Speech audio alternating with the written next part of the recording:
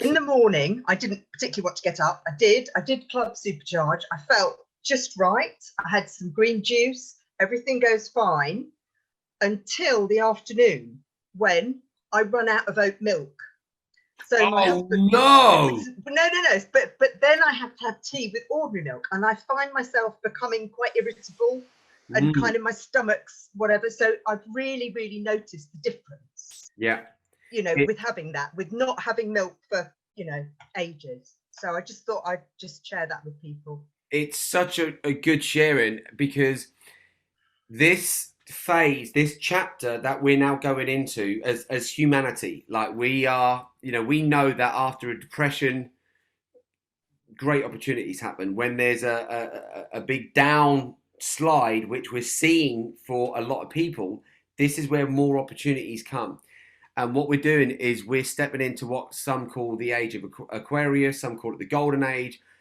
It's the age of awakening. That's what it's all about. It's been written, as I said, for literally hundreds of thousands of years. And anytime, because I tried every zag to go back to the ways, not because I wanted to be a rebel, but it was just the way I was programmed.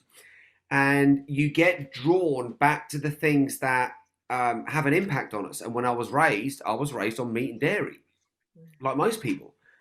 And to even think about not having milk, when I first heard it, was just weird to not even have milk, because we're creatures of habit. And what happens is, when we do something, we're going to do it again, then we're going to do it again and again. And before you know it, we're making an unconscious choice. Now, the old way would have been unconscious incompetence, which means you don't know that you're doing the wrong thing. The next phase above that is unconscious competence, where you know you're doing the wrong thing, but you still carry on doing it. Then we get to conscious competence, where we know we're doing the right thing, but then where it gets really good is where you get to unconscious competence, where you don't even have to think about it anymore. You're just doing the right thing because that's the way you're wired up. And it takes little things like this to be able to really give us those teachings, to be able to say, hang on a minute, what's going on here? Because what you're taking on, and people can believe this or not, and it's such a tough pill for people to swallow if they're still on dairy products. You're taking on the fear of the animal.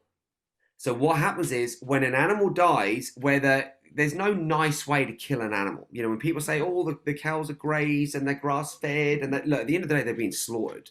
That's just the fact.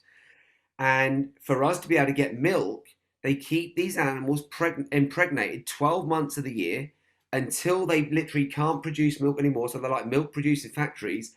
And then when they're done and they stop eating milk, that's when they go to the slaughterhouse. Now, as soon as an animal is killed, what happens, even if we went and killed an animal in the wild, which nobody eats those animals anymore. I don't care what they say. I've been there, I've seen it, I've connected with the farmers. We know what happens and the meat that people end up with. And there are so many gimmicks within the law, so many loopholes within the law, that they can put these gimmick labels on, and people buy into it because they want to buy into it. They're already half convinced that they want it anyway. So the addiction is there to go for the animal product. But as soon as an animal is killed, this shot of adrenaline goes out throughout the whole animal. And that shot of adrenaline is pure toxicity to us. Now, when these animals, now that's obviously for the meat. When it comes to the milk, they're allowed 30% salmonella in it, which is legal. This is just like, 3% shouldn't be legal. And what happens is, the energy that's in these animals that are caged up for literally most of their lives, and they're not loved, like, if we understand a frequency, they're just used. And when that goes in us, we're taking on that fear, we're taking on that dread. If these animals, get pregnant, their little baby calves get taken away immediately. So all of a sudden, everything's out of balance. So let's just actually get the contrast on a feeling, because I really do want people to be able to get this. When you would drink, say, a plant milk, how would you feel after? Good. And I make my own from water and oats, so Oh, it's not got amazing. anything, Amazing. preservatives or anything in it. Awesome. So, but the contrast was just so marked, and I could feel myself getting irritable, and I was thinking, what is going on with this? This is not, yeah. Because it's the oxidative stress going in the body. That's what it is.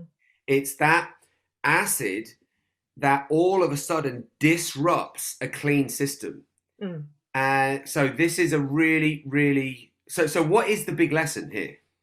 The big lesson for me is I've got to make more oat milk at once, because I only do 4 litres at once, and I have it with porridge and stuff like that. So I need to get some more glass bottles to store it in and stuff. So that's my lesson. And I don't ever want to run out again. That's it. Because it's so important that we learn these lessons, because that slap is saying, hang on a minute, I've gone and got my body. Now, let me ask you this question. When did you switch from dairy milk to plant milk?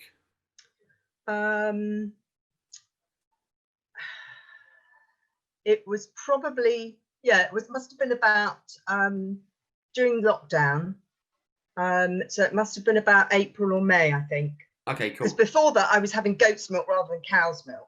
Right. And then I thought oat was actually better because it was plant, because I was trying to eat more plant-based. So, yeah.